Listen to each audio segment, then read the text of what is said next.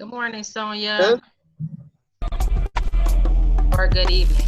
Shout out to the Detroit Black Farmer. I'm black. The racist developers built a wall on 8 Mile and Burwood to keep the all-white developments on intact. The same Act created rental assistance mainly for blacks. The homeowners loan corp created redlining maps to determine where they could and couldn't lend at. Underclass planning can't defend that. Deliberately helped my kin back out 120 billion. My people saw 2% toward ownership was government assisting on paying rent.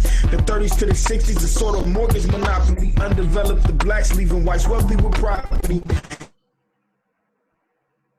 Things have a reason in the season, it's a new day. Black farmer land for restoring justice a new way. Exploring access, restoring blackness to farming like compost. Breaking down the barriers and bringing what was far close. Black woman land and ran, raised over 50 grand in less than a month span. Got a plan, need some land to work in black.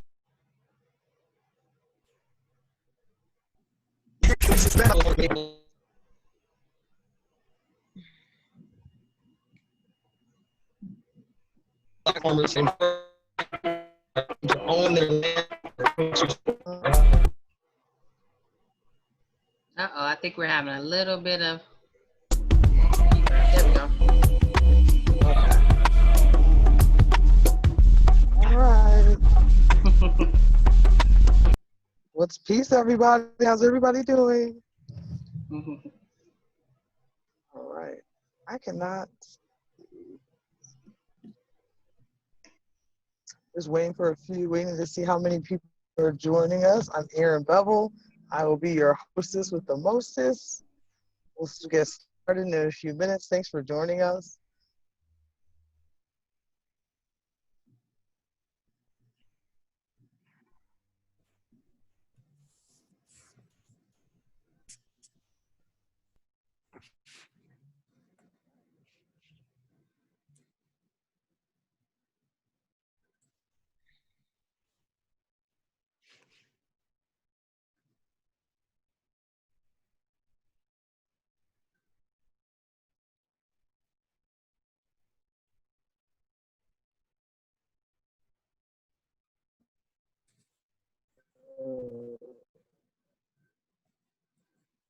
Another minute or so. See how many people are going to join us tonight for the Detroit Black Farmer Land Fund information session about our application.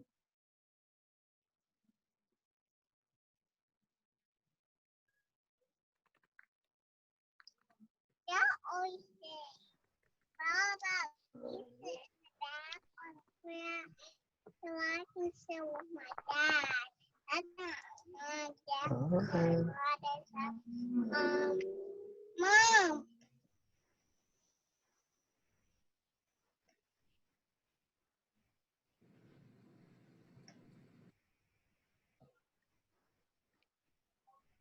All right, everyone. I hope everyone's doing well. My name is Aaron Bevel. I am a board member of the Detroit Black Community Food Security Network and one of the co-stewards of the Detroit Black Farmer Land Fund. So we're really excited. Thank you for joining us to get more information about the application process. We also want to start with a little introduction of those of us who are panelists and of the fund. And we're really looking forward, hopefully, to, we want this to be a community process, to be a transparent process, and that, we want this to reflect that. We want this session to reflect that. We want everyone to understand what's going on. We want everyone to be a part of the process, and we want to help as many people as we can, as many Black farmers here in Detroit, to purchase some land. We got a lot of donations. We'll hear about just how much a little later. We had a great fundraising run. And so we're really excited that there are so many people who want more information. I see people are still joining us. I'll ask our panelists to introduce themselves, and then we will get into a little information about our fund and about what you need to do with your application and moving forward to so we can all help each other. So let's start with Mama T. Can I start with you? Sure. Hi, I am. My name is Tafira Rushton. I work over at Keep Growing Detroit. I am a committee member for the Detroit Black Farmer Land Fund. I work a lot with gardeners across the city who are looking to purchase land, and so really excited to bring this committee into formation, and I'm really we're just happy to get going here. So thanks for joining us tonight. Hello, everyone. My name is Rosalind Harper. I am representing the Detroit Land Bank Authority. Currently, I am the Sales and Programs Manager at the Detroit Land Bank Authority, and we normally handle side lots, auction property, own it now properties, and we also deed all of the lots to the actual homeowners. I will have some information about the land reuse programs, and I'm here to help. I'm Jerry Ann Hebron, Executive Director for North End Christian Community Development Corporation and the Executive Director of the Oakland Avenue Urban Farm and a committee member for the Black Farmer Land Fund. Really excited about this project and really looking forward to just realizing how many farmers can be helped in this process. Thank you for joining us. Peace, everyone. I'm Shakira Tyler, Board President of the Detroit Black Community Food Security Network. And I too am excited that we are embarking on this journey together and we are learning together. This is a learning process for all of us.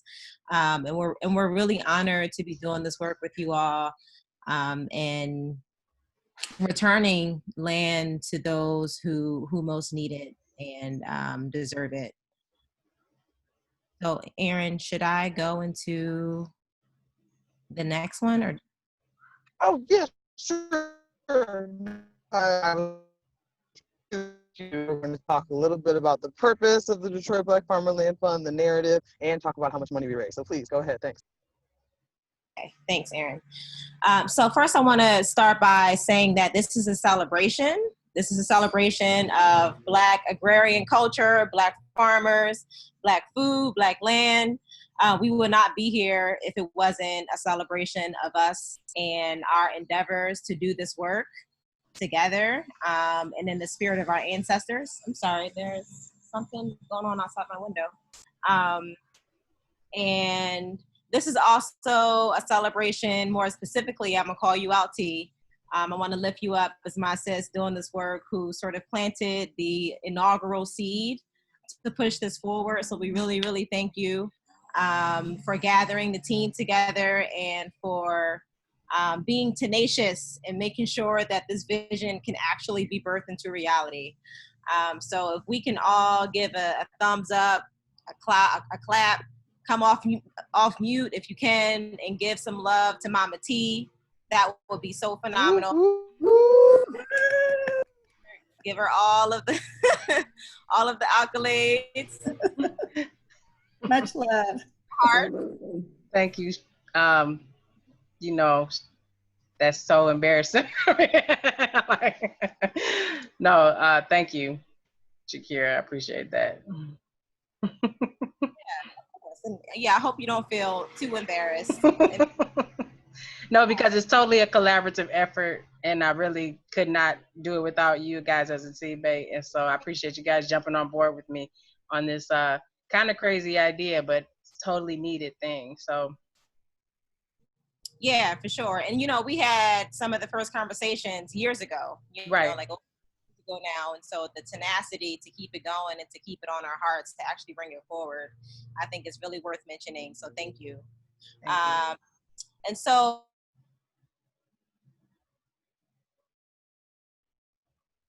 I'm sorry, my neighbor is cutting the grass conveniently right now, so I'm gonna switch rooms. Give me a quick second. Sorry. Okay. So can you hear me okay? All right, cool. So I wanted to give a quick background on the whole project and the initiative that we're doing. So we know that there is a vast disparity of land ownership and land access, not only here in the city of Detroit, but really across the globe. in terms of people of color, Black people in particular, that have less access to land, whether it's to grow food on, to build infrastructure on, and so on. And so this initiative grew out of that need to begin to unravel those disparities that are rooted in capitalism and white supremacy and all of these things that we fight against on a daily basis. And so this is a really important initiative that we're moving forward to, as I mentioned before, returning lands back to the people that were enslaved on the land for centuries, right? And so we know that our labor built up the food system to what it is, built up the country to what it is, and that we are in a position right now, specifically in this right moment of our movement, to return to our lands so that we can build the self-sufficient, self-governing, autonomous, sovereign communities that we envision. And so we were able to raise approximately $57,000 and then some. Thank you all for your generous donations through Cash App and GoFundMe. And we're still accepting donations through Cash App, I believe. So please, what is it? Is it the $ Detroit Black Farmer? That's the Cash App, right? Okay. Yep. So Black Farmer. Haven't. And again, thank you so much for continuing to support the work, for applying, for joining the webinar to learn more about the process. And I'll pass it over. All right. Thank you so much, Mom Shakira. Appreciate you giving us that introduction, that foundation. And I want to moving on to Mama Jerry, who is going to talk to us a little bit about the need for this, a little bit more personal story about the need for this. So thanks, Mama Jerry. Thank you. Thank you for Mama Shakira for just, setting the platform for this work, this such important work. And just to speak to, Oakland Ave and the issues that we have for about 15 years as it pertains to trying to acquire land from the city, particularly being on a commercial street.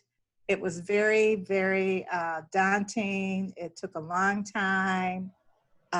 We had to just persevere and stay faithful that the highest and best use was the work that we were doing, because the city, even though they entered into a purchase agreement with us and accepted our earnest money deposit, the city real estate office still felt like maybe agriculture isn't the best use for this commercial land, this commercial vacant land.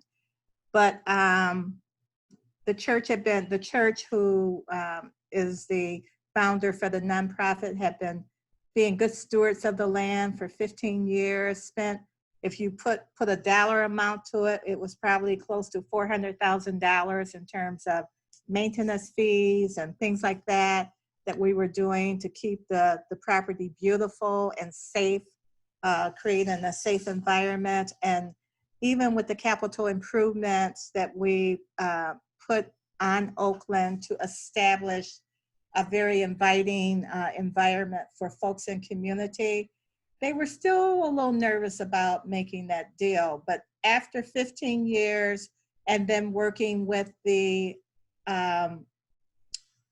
Urban Ag Ordinance Committee, being a part of those community discussions and being able to demonstrate how this work has connected to the community, created a space for the community, productive in terms of increasing access to food.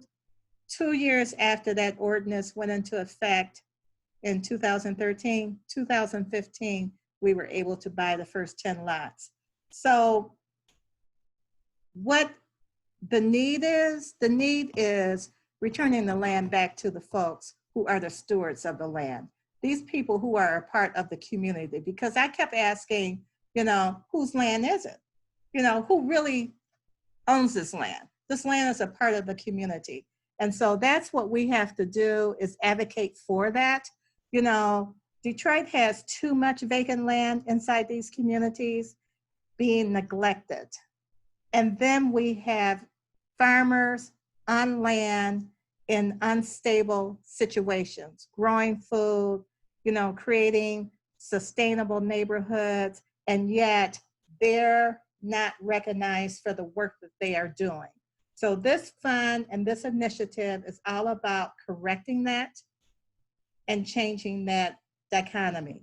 We need to make sure that our farmers are secure and that our neighborhoods remain stable and not a part of the extracted wealth that is happening in many of our communities from gentrification. So that's really what the need is. Yeah. Well, Ashe, Mama Jerry, thank you so much for, that story. I remember the first time you told me that story. It's 15 years of hard work to get onto the land and use it for something so beautiful, which is agriculture, growing food, increasing food access for our people. So we know that there are people here that are doing that work and that need that kind of support, and so that that speaks so well, I think, to what the Detroit Black Farmer Land Fund is all about. So you heard from Mama Shakira how much money we have to try and help as many of you as possible attain land here in Detroit, vacant land that you may have already been gardening and farming on, that you may want to garden and farm on, so that you can distribute food to our communities, sell your own food. And we're really excited to see the possibilities in terms of who we have here that is interested and who and how that will grow into a vast, farming, gardening, and food secure community here. So Mama Jerry and Mama T are going to talk a little more about the actual application process. Our application, the link is in our link tree, and I'll make sure that I'll put that in the chat for everyone. That's where all the links are for anything that we're doing these days. And so if you haven't seen it yet, that's where you can see it, and I'll turn it over to them for a little more detail on the application. Thanks. Go ahead, Thanks, T. Aaron. Yeah. I mentioned, me and Jerry are gonna kind of tag team the back end of as applications roll in. We both have experience working with the land bank and submitting proposals to the land bank for projects. And I'm so happy that Rosalind joined us today. So she's here also to answer any questions as it relates to that process. But how we see this kind of rolling out is your applications, the deadline is August 10th, as you see on there. Once we get all of those applications in, we have a review process. This is the committee. Jerry, Shakira, and Aaron and I are on the committee. We're gonna be looking at your applications with that ideal farmer in mind. That is, so ideally, we're looking for folks who are already growing, have land in mind. In an ideal world, maybe they're growing on the land and they just don't own it. Or they have the experience and the readiness to purchase land and take on that level of responsibility. So we're gonna kind of review all of the applications using a point system. All of us will see your answers to those questions. And then we'll be going through the list of properties that you envision yourself owning. And we're going to work really closely with the land bank to make sure that those properties are available and ready to be purchased. So one thing that was important about this piece that I wanted to convey is that not every land that we want to buy is available, right? And that's because, and Rosalind can speak to this if you want to jump in, if you want to say anything, Ms. Ros. Some land has different tax liens on it. Property is sometimes held by the city for different projects that they're working on or developers that they know have projects coming up. And so, as when we get the address that you want to purchase on, we're going to send those addresses to the land bank. and say, you know, is this property available, basically. They've given us their commitment to work with us in a timely manner, so that we can turn these things around to you pretty quickly. Once they let us know that the property is available, then our team is gonna meet to discuss, like, and let me say, not every piece of land is gonna be owned by the land bank, but the vast majority is. And so that's the process I'm speaking to now. You absolutely can apply for land that's owned by a private entity, or that's owned by another department in the city. We'll definitely work with you on those projects as well. But since the vast majority, I'm speaking to the land bank because the vast majority of land in the city is owned by the land bank. And it'll be their processes that we have to follow, right? And so, so we're gonna submit those addresses, see if they don't have any liens on them, and then one of the things that, since Jerry has been through this process with her own land and with other gardeners, she has tremendous experience with also like helping to clear title, helping to develop site plans, all of the things that the land bank requires. We're gonna help you through that process. So our plan is to announce the awardees September 25th, as it says in the application. But just a note that that doesn't mean you'll have the deed in your hand September 25th. That means this is the cohort of folks that we're going to work with to usher through this process, right? So please, Jerry or Rosalind, if I miss anything in that process, please feel free to chime in. So I do want to go ahead and just chime in quickly. I just sent a chat that shows the website, shows the email address and the phone number for the land bank. So if you're looking for a specific property or a specific area, you want to just do an email to inquire@detroitlandbank.org, or you can call the 313-974-6869 phone number. We also had a reduction in staff, as the city did with the COVID crisis and us going home. And so we lost about 30 plus people. So our phone calls have tripled and the staff has decreased. So it may be up to an hour call waiting. People don't realize, but we get, on an average, the client service team, they get over 8,000 phone calls a month on an average. So any given day, we might get 500 phone calls, sometimes even more. Sometimes some things can really be addressed quicker through the email, through the inquire@detroitlandbank.org, because once that comes in, the client service team is able to see which team should get that email and forward that email directly to the team, as opposed to the client service person speaking to you and then having to transfer the call, and then maybe we're not at our desk or we're on another phone call and we can't answer your call. So the easiest way to get the information currently is through the inquire at detroitlandbank.org email address.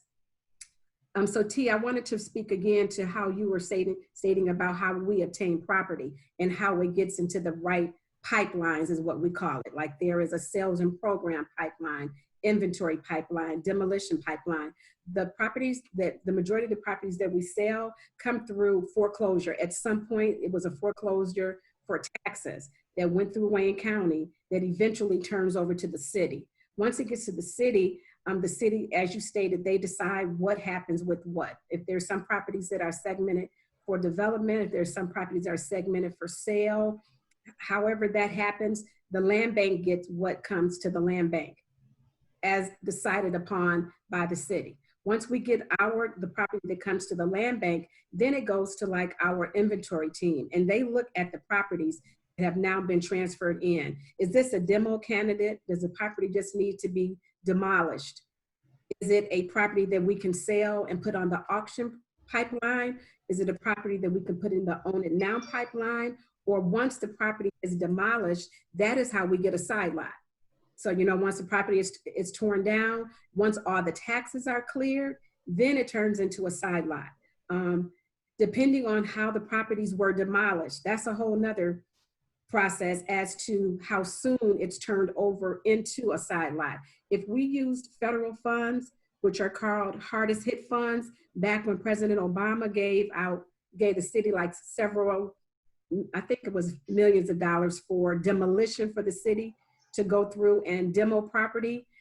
If hardest hit funds were used, then MSHDA has to release the lien to the land bank, and then we're able to sell it. So that's how come sometimes it takes anywhere from 6 months to a year to even get your deed, because we have to first get ownership of the deed. We might sell the lot, but you'll get an email and say, hey, this property was cleared using hardest hit funds, and we will not be able to transfer the deed to you until we get released from MSHDA. And then MSHDA has to confirm that whoever the demolition company was, that they actually took a picture of the house, demoed the house, took a picture after they demoed, took a picture of the empty ground and where they had removed all of the piping and everything, and then another picture when they filled the piping, filled the ground with the dirt. And then all of that has to be approved by MSHDA, and then they pay the contractor, all of the invoices, and then that allows them to release the lien to us, and then we can sell it we can now release the deed to the person that purchased it at the side lot. So long process. It's not that we have the property and we don't want to sell it. We have to, and if it is, and even if it is, even if we obtain property, sometimes there's a lien on a property and what's called quiet title, which means that for 190 days, I believe it is, 3, 6, 9, 12. I think it's 120 days. I'm not sure on the timing, but we have to backtrack, and that property was taken for foreclosure, that everyone that had ownership rights to it had their rights relinquished correctly. So if the property was foreclosed on me, then I had to have made sure, we have to make sure that the person that sold it to me owned it correctly and they had their ownership. And then the person that sold it to them, we have to go back. I think it's sometimes quiet title goes back 40 years to make sure that the chain of title was correct, that we're not selling you something that we really don't own. So there are a lot of different, parts and pieces that goes to whether or not we can sell a lot. I would have everybody, there is a website, Detroit Parcel Viewer, which is a free website. You can type that into a Google search, Detroit Parcel Viewer, and you can just maneuver over land and it'll tell you who owns it because it's public record. So whoever the last person is owns it, the last record on deed, I'm gonna put that information in the chat too. It'll show you that. It'll say Detroit Land Bank, or it'll say your name.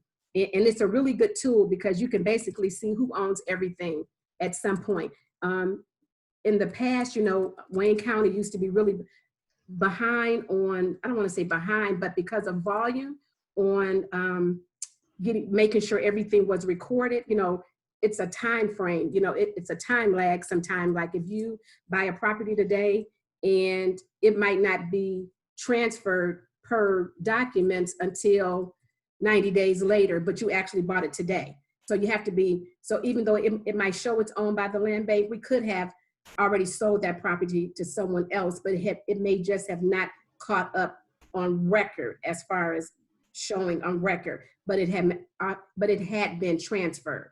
So this, I just put in there, Detroit Parcel Viewer. Anybody can Google that and it'll show you a map. You can type in your property address, or you can type in your parcel ID number. Another way to get your parcel ID number is through Wayne County. This is so good. This is so much information that our applicants need. Thank you. Oh, you're welcome. Through Wayne County Record of Deeds, through Wayne County Treasurer, Wayne County. Yeah, and that's how I usually see ownership, through the treasurer. Yes, and you can check ownership through Wayne County Treasurer. I'll pull up the links and then I'll put the link in there also. You guys can just click on the link and you'll be able to access it directly. But anything that we can do, we are at the land bank, we are trying to give ownership back to whoever wants to buy it, to the residents is what we're trying to do. So we don't want it to appear that we're trying to keep it. No, we're trying to get it back into productive use. So again, I'm here to assist any way that I can. I wanted to share that information. Thank you so much. That's really helpful to understand the process, because I think sometimes when you don't know the process, it can feel nefarious or something, right? Like, Sure. and knowing that there's so much on the back end, even though this land has been vacant for 10 years next to you, there's so much on the back end to get it into your hands, right? Yes. We had, And if I you know, guys I saw haven't- the hand even if- raised there, but Jerry, did you have anything that you wanted to add to Rosalind? Or I know you were thinking about the process too. Right. I think she actually covered it in terms of how there may be some liens and other litigious actions that are going on that will prevent the smooth transition of land to actually get to the land bank so that it can actually be sold. You spoke to that. Thank you. Yeah. Okay. All right. No, I mean, that was all really important stuff. And it looks like, Rosalind, you're putting, there are some links, but let me Yes, that's send the Wayne them. I County think they're link. just coming to me, but let me make sure they're going to everybody. Okay, great. But Thank you. yeah, Aaron. no problem. So we're sharing, hello, sorry, it's my neighbor. We're sharing, we're sharing links in the chat now, and I see some questions too. So that's good. And then awardee, we talked about the awardee process. I'm trying to make sure we covered everything. We talked about the application process. We want to have some time for questions. We don't want this to be too long. I see some questions in the chat. So I'll read, unless anyone, does any of the panelists have anything to add before we kind of move to questions? I do have a question for Rosalind. Rosalind, I'm not sure if you can answer this question or not, but let's say a potential party comes to you and they're interested in acquiring a certain lot that may not be an adjacent lot to their property, or it could be an adjacent lot to their property. If they are behind in their taxes, is there an issue with that? Yes. So whenever we sell a lot, so the side lot policy speaks directly to that, and it's for all lots, that if you are purchasing a side lot, the criteria is that you have to have ownership, you have to be an adjacent neighbor. And adjacency speaks to the right, the left, directly behind to the right, and directly behind to the left. Most people just think it's right and left, but it's that one property line that you guys all share. So it is your neighbors, but it is the people that also are behind the lot. So that's the first thing we check. We check for ownership and adjacency. The second thing we check for is taxes. So your taxes have to be either current or in a payment plan. If you're in a payment plan with Wayne County, you can submit your payment plan documents. That is fine. Then we check for blight tickets. You cannot have any outstanding blight tickets. Other than that, and you cannot be in a bankruptcy. Oh. I didn't know that either. So that is done Right. prior to us selling the lot. So there has to be adjacency right now for the side lot directly. With one of the new programs that's coming out, the neighborhood lots, you can be 500 feet from the property and you can be across the street. So that's going to be rolling out a little later in 2020, in the fall. Okay. That's a huge number of people right there. I really like that program, Rosalind, Yes. that you guys are rolling out. I guess the other point, Aaron, before we jump into questions, is that I want to make sure people know is that typically if it's land bank property and you get a deed from the land bank, sometimes it's a reconveyance deed or a conditional deed. Yes. And just so we're all in the same page and understand that process, when you submit, and Rosalind, jump in. Sure. This is what I know is when you submit your site plan to the land bank and say, hey, I want to do, 30 feet by 30 feet of in-ground production. And I want to do, whatever you say you want to do in that site plan. Basically, that's somewhat of a contract between you and the land bank. And the land bank is hoping that you make good on that site plan, right? So they're gonna give you a certain time frame to get that work done, and that's really to ensure that we don't have like developers coming in saying they're gonna do X, Y, and Z, and not doing what they're gonna say they're gonna do. So it's really to help us, right? Yes. But sometimes it feels limiting. So I just want to make sure people understand that. So you may have some people, based on their history with the land and history with ownership, they could not have a condition on their deed, but some people could have. I'm not quite clear when you get it and when you don't. Yeah. But I just know that's what I've seen. You know what I mean? And so I want to make sure that people know that there can be a condition on your deed that says if you don't meet that site plan that you submitted, it can go back to the land bank, right? Yes. So, okay, T. So I kind of want to jump in as well with depending on the policy. See, so everything that we roll out has to speak to the policy. So Okay. you want to check each policy. And I can always speak to the side lot because that's the longest standing policy. So for the side lots, there is no, as soon as you buy it, you own it. There is no compliance. You don't have to do anything. If it's cleared with hardest hit funds, which is not all of the side lots, but it is some of them, then you have to wait the 6 months to a year until we get the release, and then it's 100% yours.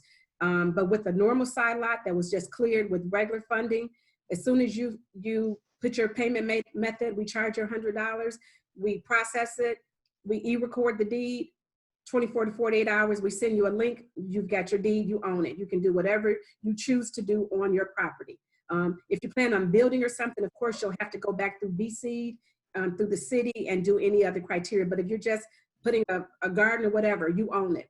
Now, if you buy an auction or own a noun property, those properties are always sold with the quitclaim deed and with the reconveyance clause, because you're buying a property at whatever price that you chose to pay, because an auction, of course, is an online back and forth. On a noun property, you put a silent bid in, say I'll pay $3,000, maybe T, you'll pay $2,000, somebody else will pay $5,000. The highest bidder wins. They get an email and say you're the winning bid. You and me would get an email saying that we lost. And then at that point, they will enter into contract. What that contract says is within 6 months, I'm going to bring this property up to compliance. And then the compliance criteria is whatever they state. I believe it says you have to have a running water, electricity. You have to have all your windows in, no boards on, just basics. I think back in the day, they asked for like a refrigerator and stove. Now you have to have a toilet, sink, a shower maybe, or a tub, maybe a shower, I believe, and a heating source, your heating to eat food, which could be a hot plate. It doesn't even have to be a stove anymore, because we're realizing that we're trying to make it easier to get into the houses and get into the properties, because it's not going to be the house you want it to be in 10, 20 years. It's just a house that will allow you to get out of a shelter or out of your car or out of a bad situation and into your own. So we're trying to make that process smoother. That's based on the guidelines. So 6 months, you have to bring that property up to code. You'll have a compliance officer. They'll tell you what you need to do. You have to send in your photos every 30 to 45 days, showing that you're making progress in the area that you'll be able to meet. Most times they give extensions, sometimes 3 months, sometimes more than that. But I know it is 6 months. So for the new policies that are rolling out, you want to make sure that you get a copy of the policy. You look through the policy and see what the guideline is. Are they saying that your plan has to be completed by 6 months or 9 months? Whatever that plan is, make sure your plan is specific for the policy. Mm-hmm. So I you're just saying wanted to like get- these different programs have different policies, and Yes, that yes. is that you need. Can you speak to like what compliance Um, Gardner would like for vacant land compliance? so I'm gonna try to pull that one up really quick and look through Okay, here and see if I can see and exactly. that may have to do with the ag ordinance. Sure. So for the homestead lot, DLBA to sell house and up to 5 lots in the sale. Okay, so that one is not what you're looking for. You're looking for the neighborhood lots. You're interested in neighborhood lots and the infill lots. Give me 1 second. Mhm. And I saw that question in the chat. If it's okay, while you're looking that up, Sure. Right. Tracy Harris was asking about the 500 feet. This is a new program that DLBA really just announced within the last couple of weeks, and it's going to roll out, I think, within the next couple of weeks. No, it's not no. gonna be rolling out until probably fall, like early. I don't have an exact date, so I don't want to give that date to you, but it's not going to be, the neighborhood lots is not going to be rolling out until a little later in the year, but it'll be in 2020, but it is down further, only because of the COVID and IT and website structure, because we have to allow technology to do the work. And in order to do that, we have to really build out a whole new process that will, once you maybe put in your address, it'll tell you if you're 500 feet. Power, and we can't figure it out, you know. Yeah. I mean, you don't even want to leave that to us to actually measure, like how far is this neighbor and how far is that neighbor, because it's more than one neighbor that is 500 feet. So if the technology does the work, then it would automatically identify what parcels of land is 500 feet from you, and allow you to purchase those parcels. Right. So that is being that called for like a bigger ask from our tech team and our website team to revamp our website to make sure that we're getting it right. As to trying to do it manually, it would just be a fail. Yeah. So so Tracy, it's not that you can't own that property right now. I see your follow-up question there. The way that the land bank, they have different programs for different types of lots. So like if you're a side lot, you'll go through this side lot program. Yes. What they're announcing is that they have a new program called the Neighborhood Lots program that is that, you know, if you're 500 feet, that's going to roll out in fall, but that doesn't mean, that's not precluding that you can't own it right now. We just have to go through a different channel, basically. So then the Neighborhood Lots program is going to say, like, if you're within 500 feet, you can purchase up to 2, I believe, properties for $250. Just like the side lot program says, if you're directly adjacent, you can purchase for $100 if you're the direct adjacent neighbor, right? So it's a program to help folks get that land, but there is a way that we can propose a project for land that's down the street that if we're gonna go before the fall. So I don't want you to worry that, you know, if the property is available, like meaning that it doesn't have a lien on it and it's not in a a land use zone or something from the city, then it's likely that you'll be able to purchase that with funds from us. Right. I mean, so T, like you're saying about that young lady that's asking, that question, that's more of a project. That's in their wheelhouse. It wouldn't be considered up under the neighborhood lots. It could be, but it's probably more so geared toward projects. And I don't have the information for them, and I don't want to misspeak. Yeah. So the new program that's probably going to be rolling out around end of, like, maybe end of October-ish. I'm just going to say October. Yep. Okay. The neighborhood lot program. So it allows homeowners to purchase lots within 500 feet of their home. You must have a primary residence exemption. So you have to, that has to be your primary residence. You cannot live someplace else and claim that this, you know, buy the lots near.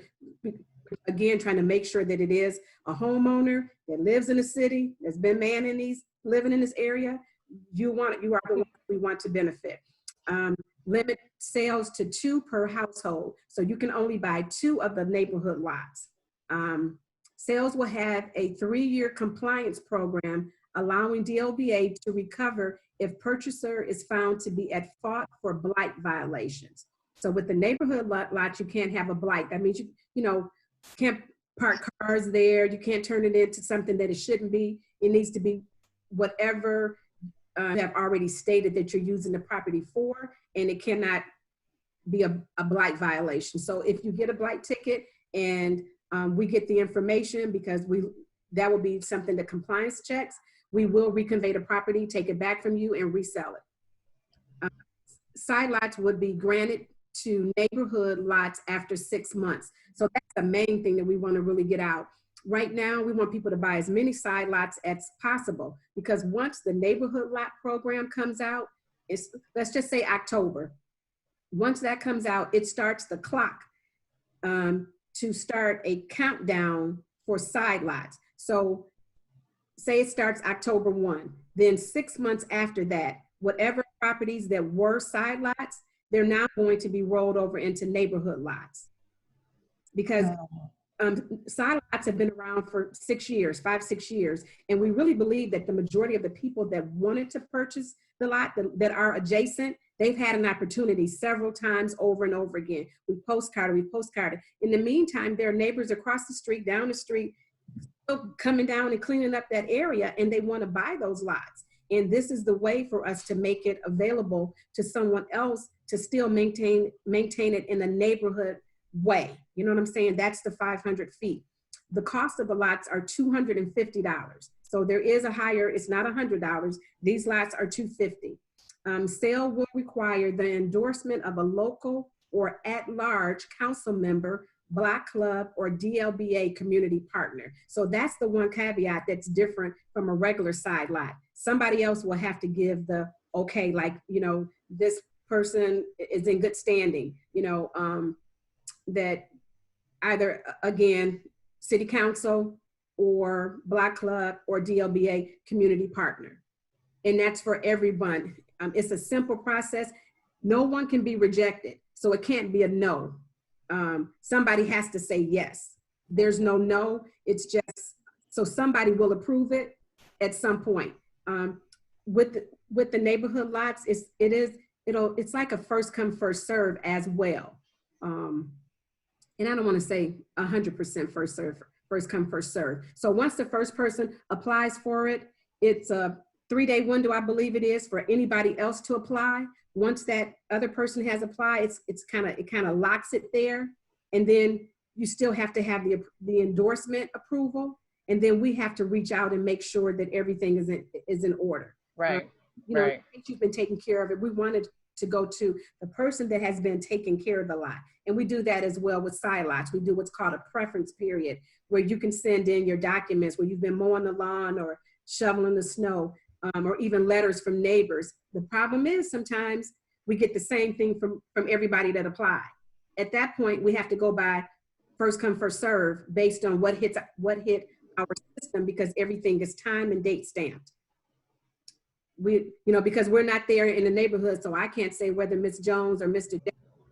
And even if the neighbors, if you give me 3 letters, the other person gives 3 letters, if you send me 5 pictures, the other person sends 5 pictures, we have to go with whoever was first. Mm-hmm. Mm-hmm.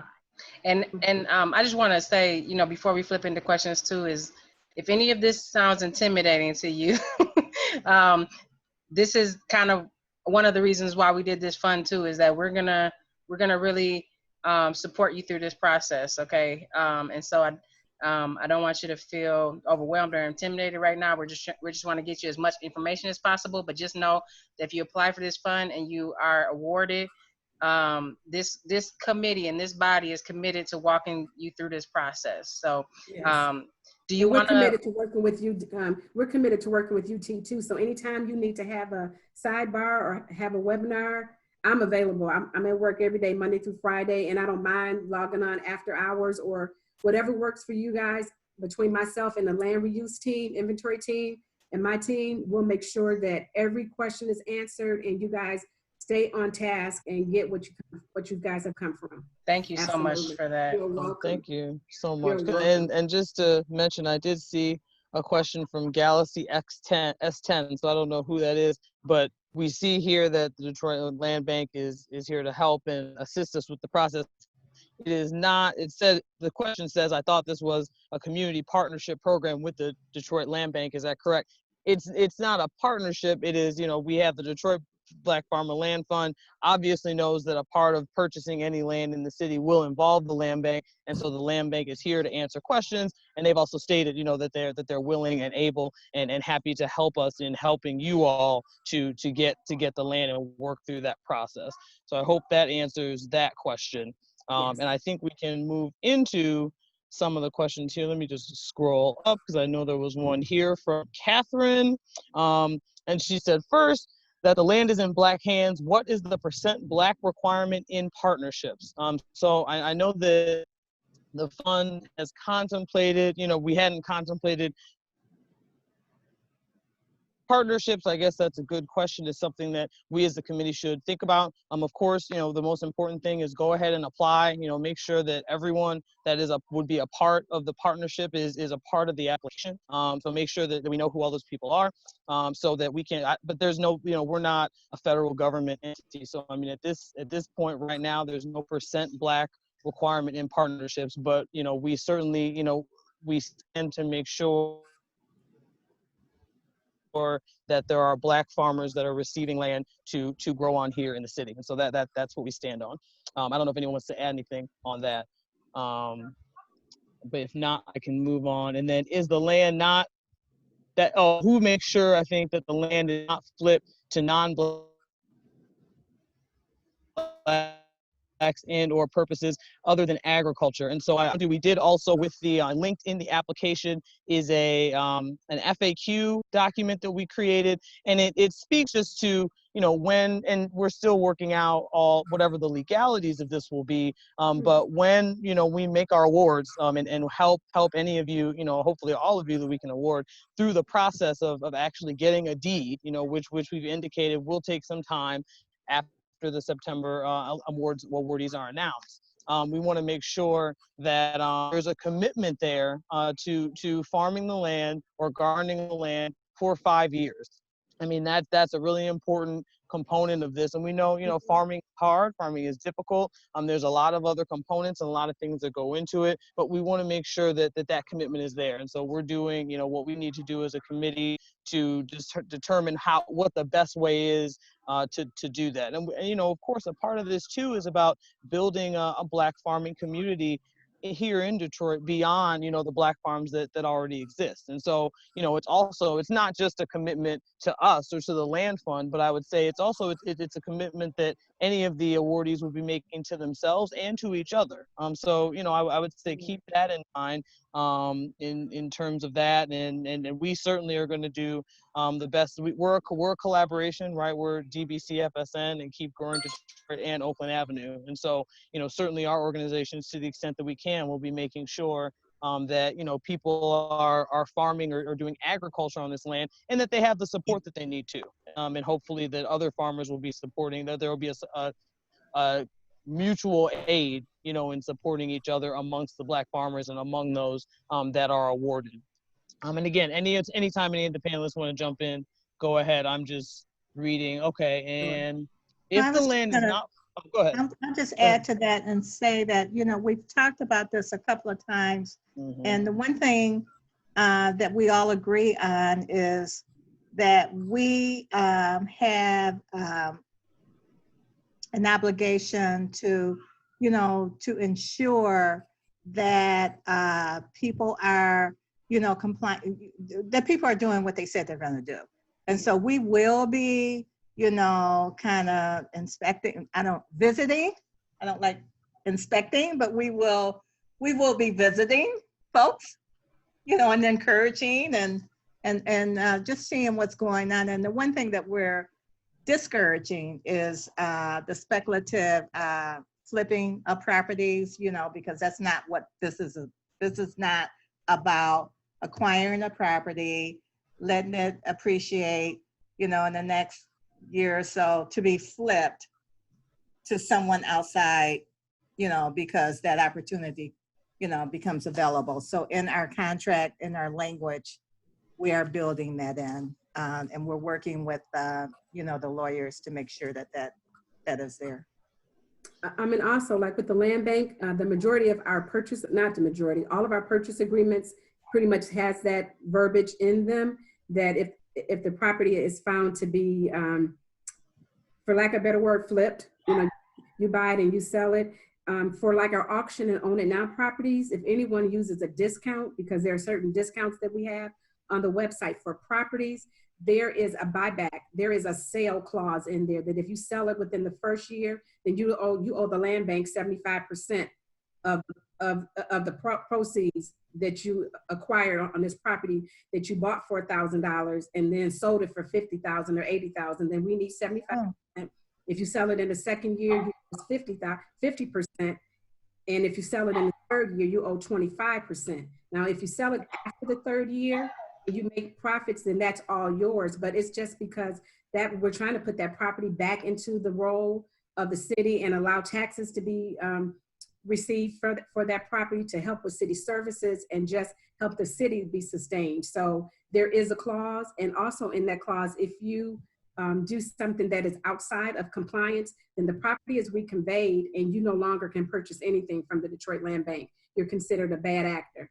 So with so much technology going on, there's just ways to take a aerial view picture of the site, you know, zoom right over it and take a picture. So it's easy for the compliance team to be able to have access as to what's happening on the property. And we are trying, we want to be the partner, and we want to do, you know, what's right and offer as many programs as we can. So we are, again, we're here to help, you know, help to make it smooth. So you, T and you guys, I want you guys to know that we are also in partnership with you for whatever process you guys are doing with the funds as well. That's great. Thank you. You're welcome. Awesome. Thank you I'll so add much. to that we thought through if, you know, things happen, life happens. You may be awarded and need to move for a job or something like that. We are committed to supporting you in transferring the land to another Black farmer in the city. So we're really taking people's best efforts and heart in this, and you understanding our mission, we understanding your mission.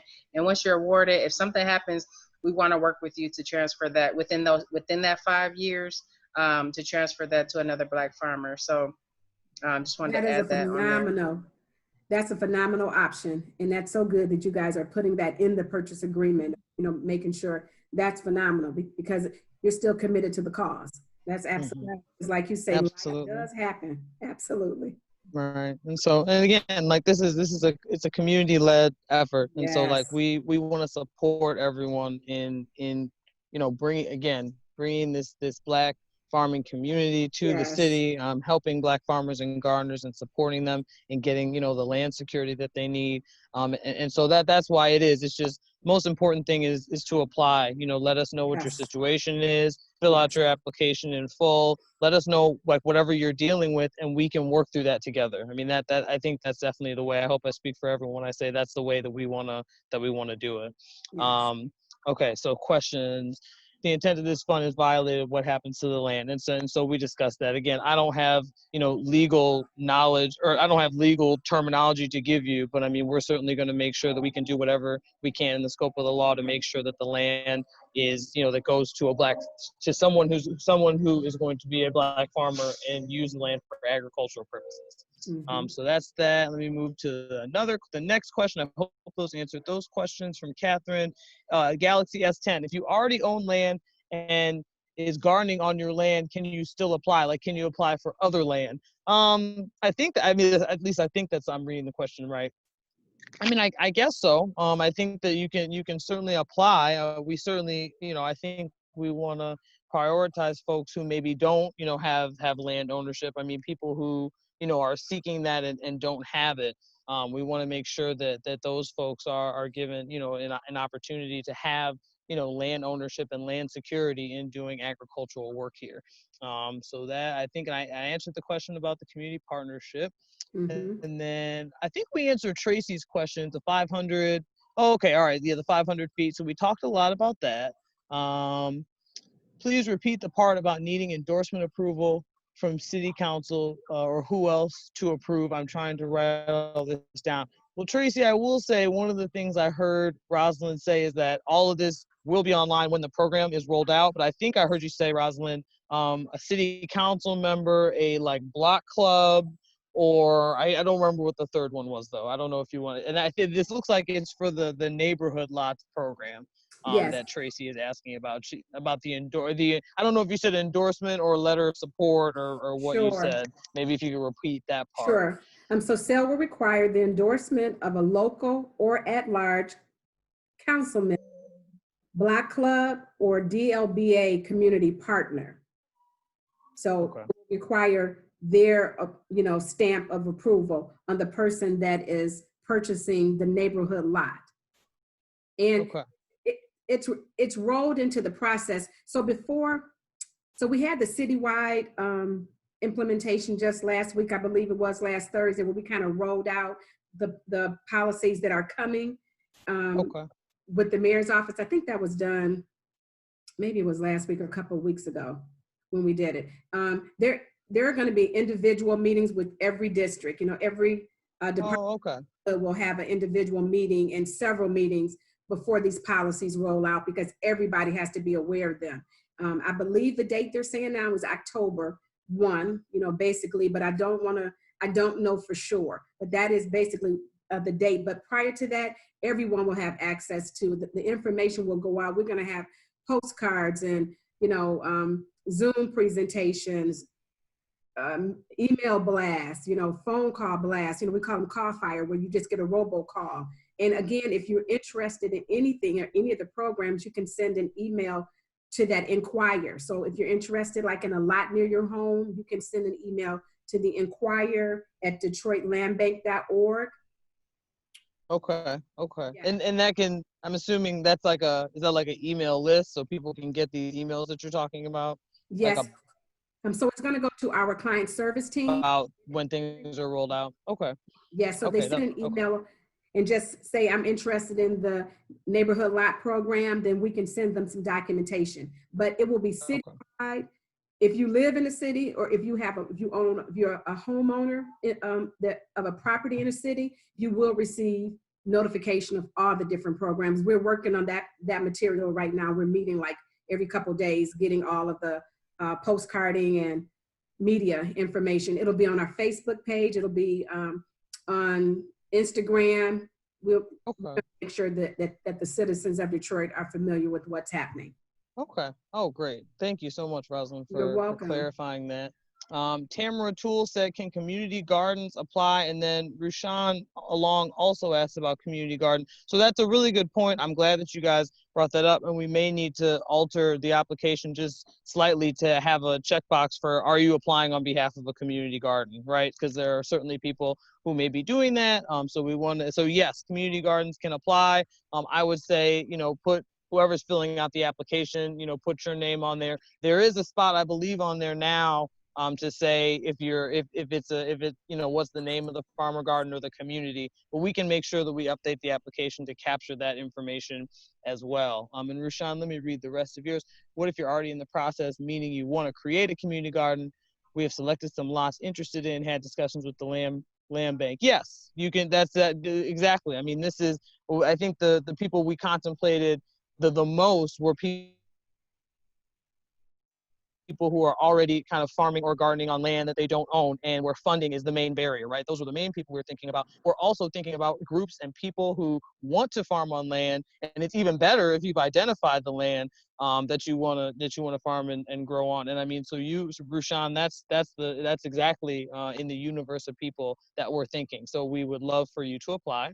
So that's awesome. Tracy, And Aaron, just on that one, there is a question on there that let us know where you are in the process, because that'll be important as we're working with the land bank. If you've already applied, if your application is in process, just let us know Right. that and indicate on there. So I won't take too Okay. much.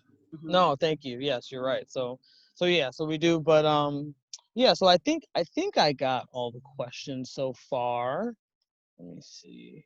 Yeah, I think I did. And then I see Rosalind also put in the chat her information about for how to get further assistance from the Land Bank Authority. And again, we have the Land Bank Authority here with Rosalind representing, which is awesome, and we really appreciate her doing that. But we certainly recognize that not all the land in the city that people want to farm and garden on is owned by the Land Bank. So we will certainly work with anyone, who, and I think we made that clear in the application as well. We'll work with anyone in terms of, identifying who the owner is. And I really want to encourage folks. I didn't know until Rosalind told us about the land grid, or what, I'm sorry, I don't remember. Detroit Parcel Viewer, the Mhm. parcel viewer. I didn't know about that, so definitely check out the parcel viewer. I will repost it. I will repost it at the bottom of the chat, maybe for people that may have missed it.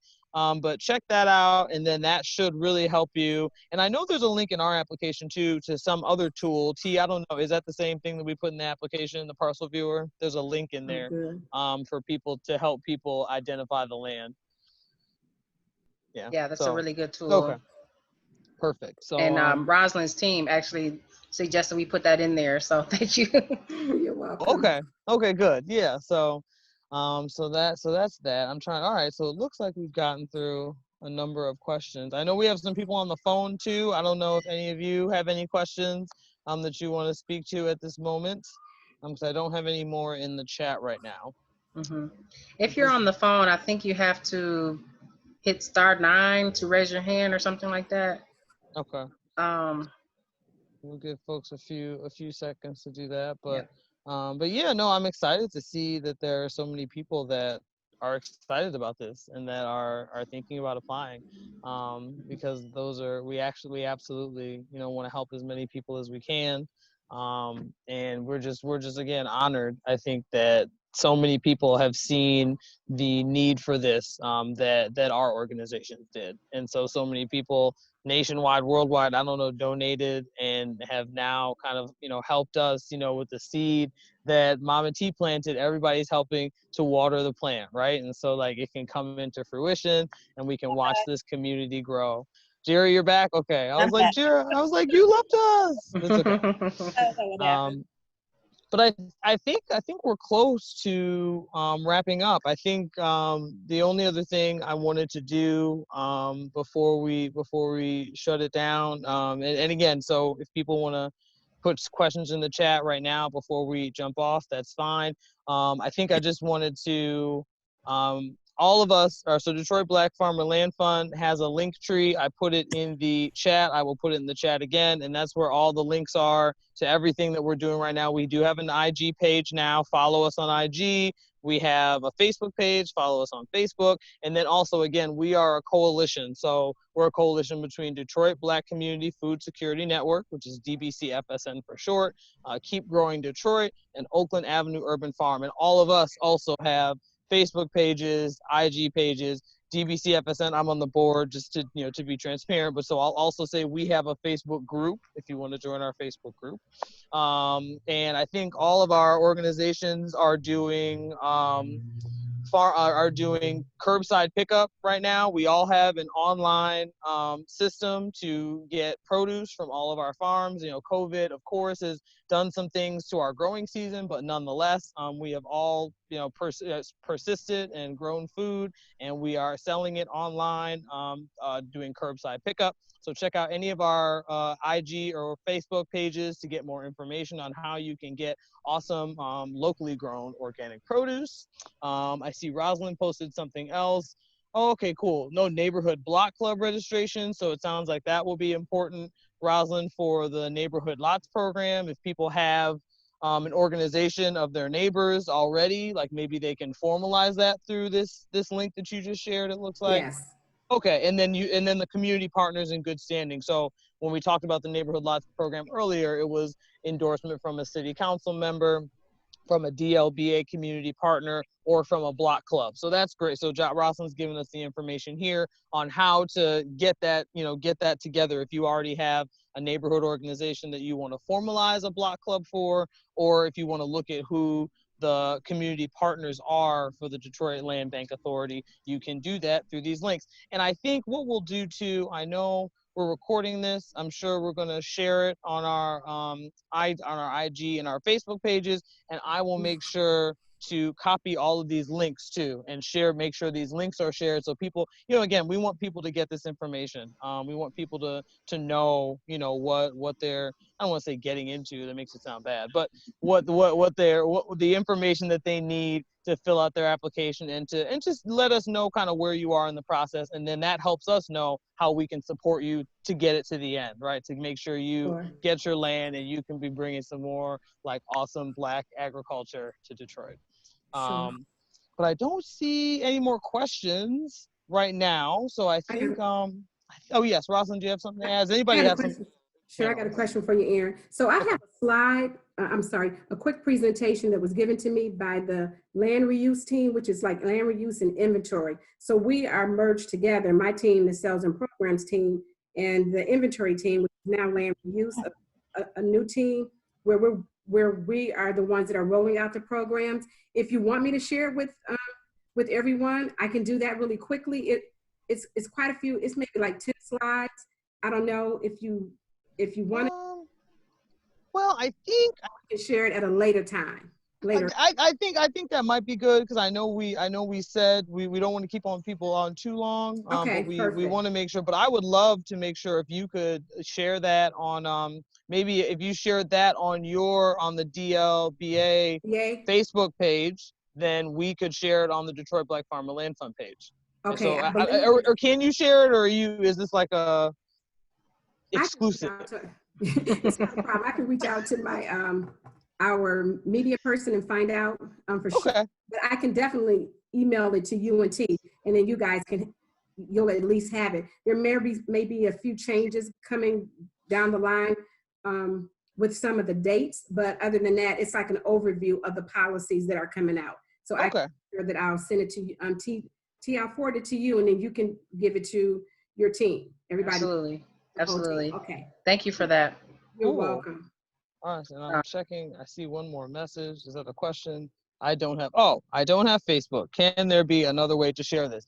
Yes, that's a good point too. So we also have an email address. It's Detroit Black Farmer Land Fund @gmail.com. If you don't have Facebook or Instagram, and if you send us an email, Iman, with your contact information, we can make sure that you get the presentation that Rosalind was talking about from the land bank, and any other information that you might need. And I meant to say that too, for anyone who doesn't, do Facebook or Instagram, please send us an email, and we can, figure out a way to make sure that you are getting the information that you need. So, okay, cool. All right. Well, if no one has anything else, I want to thank everyone for joining us. Thank you for hanging in there, for getting all this information. We are really looking forward to getting your application. Again, the deadline is August 10th, and we will be making announcing the awardees no later than September 25th.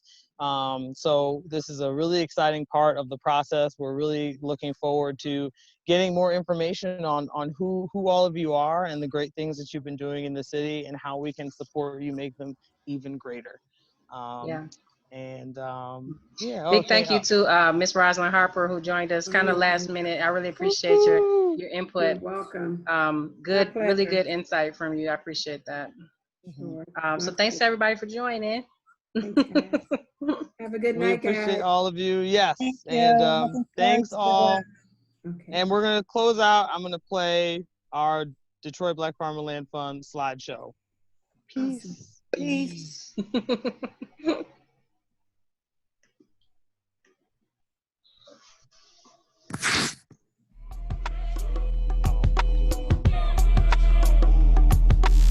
Shout out to the Detroit Black Farmer Land Fund.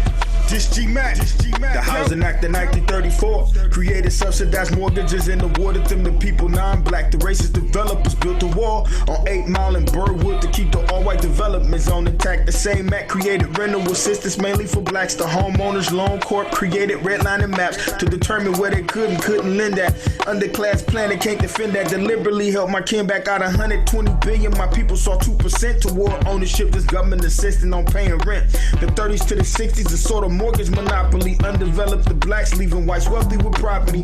Things have a reason in the season, it's a new day. Black farmer land for restoring justice, a new way. Exploring access, restoring blackness to farming like compost. Breaking down the barriers and bringing what was far close. Black woman led and ran, raised over 50 grand in less than a month span. Got a plan, need some land to work your black hand. Self-sufficiency, abundance, we bringing it back, fam. Like we will post more information, in particular our application for black farmers here in Detroit who are looking to own their land that they are growing up.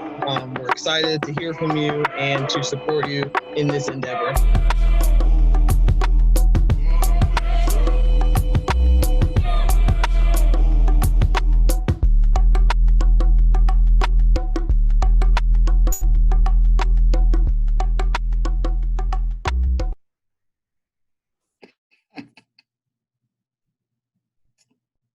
Peace. All right, y'all. All right. Thank you. It was awesome. Thank you.